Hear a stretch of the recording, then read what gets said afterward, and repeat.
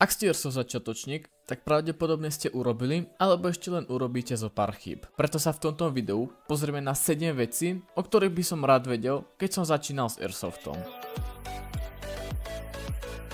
Nezabudnite nahodiť like a odber, keďže každý deň vychádza nové video. Konec obkecávania a my ideme na video. Začal by som tým, že určite ste počuli alebo ste si aj vyskúšali to, ako Airsoft dokáže nepríjemne bolieť. Toto ale nemusí byť úplne pravda. Máme tu pár faktorov, na ktoré sa pozrieme. Napríklad je rozdiel, či dostanete do brucha alebo chápete kde. Ďalej by ste určite mali chodiť iba na akcie, kde sú výkony Airsoft zbraní dobre kontrolované. Taktiež vaše ochranné prostriedky sú obrovský faktor toho, či vás hranie Airsoftu bude bolieť. Vaše oči si povinne chránte okuliarmi a vašu tvár hociakou Airsoft maskou. Vaše ruky chránite rukavicami a oči napríklad kuklou. Časom si môžete dokúpiť helmu a vestu a stane sa z vás riadny milsimák. Niekedy sa môže stať, že Airsoft ihrisko, na ktorom hráte, nemerá hráčom ich Airsoftové repliky. Takže sa naozaj uistite, že na ihrisku sa zbrane merajú. A po týchto krokoch vás už Airsoft bolieť nebude. Správna váha vašich bebečok má na úlohe fatálnu rolu v dostrele a presnosti vašej zbrane. V jednoduchosti povedané, používajte najťažšie bebečka, aké vaša zbraň ustojí, alebo aké máte povolené. Je k tomu veľa čo povedať, ale ak chcete nájsť správnu váhu, tak okrem toho, že by ste si mali sami otestovať, existujú takéto FPS tabulky, kde sú vypísané váhy bebečiek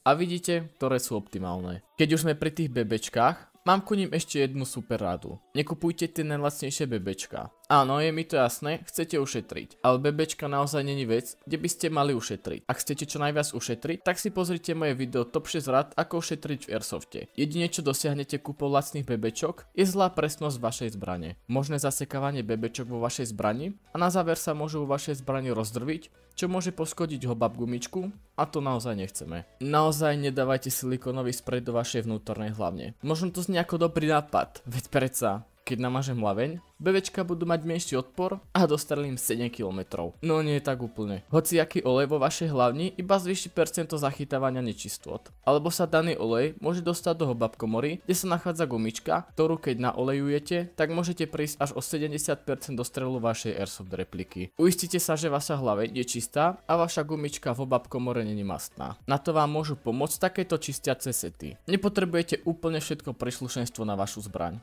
Áno, je to tak. Jedine čo naozaj potrebujete je dobrý kvalitný red dot alebo dobrú kvalitnú optiku. Veľmi veľa začiatočníkov nakúpi na svoju Airsoft repliku baterky, lasery, ručky, všetko za tým účelom, že im to pomôže pri hraní Airsoftu. Ale opak je pravdou, je to iba zbytočná váha navyše, ktorá vás bude stať peniaze a nervy. Ešte sa vrátime k vašej výbave. Mali by ste si uvedomiť, že peniaze vám v Airsofte výhru nezaručia. Možno budete mať nad vašim oponentom značnú výhodu, ale ak bude mať vyššie skúsenosti než vy, tak vám nepomôže ani to najdrahšie vybavenie, aké môžete kúpiť. Preto vám radšej odporúčam sa naučiť hrať naozaj takticky, predpovedať rôzne situácie a zachovať chladnú hlavu aj v tých najviac napiatých situáciách. Na záver tu máme problém, ktorý si zažil úplne každý včetne mňa. A to ten pocit, keď vidíš až takto moc. Zahmlievanie okuliary je naozaj nepríjemné, preto mám pre vás nejaké riešenia. Ak sa potíte naozaj moc, tak vám nič moc na 100% nepomôže. Jedna vec tu ale možno je. Antifox systém je zariadenie, ktoré konzistentne vpúšťa vzduch do vašich okuliarí, či sa zabraňuje zahmlievaniu. Taktiež zahmlievaniu môže zabrániť kukla alebo kvalitné Airsoft okuliare s antifox vrstvami, ktoré pri správnom zaobchádzaní budú naozaj fungovať. To by sme mali pre toto video všetko. Verím, že ste si z tohto videa vzali čo najviac. Ešte raz vás poprosím o like a odber a my sa vidíme pri ďalšom videu. Dobrú noc.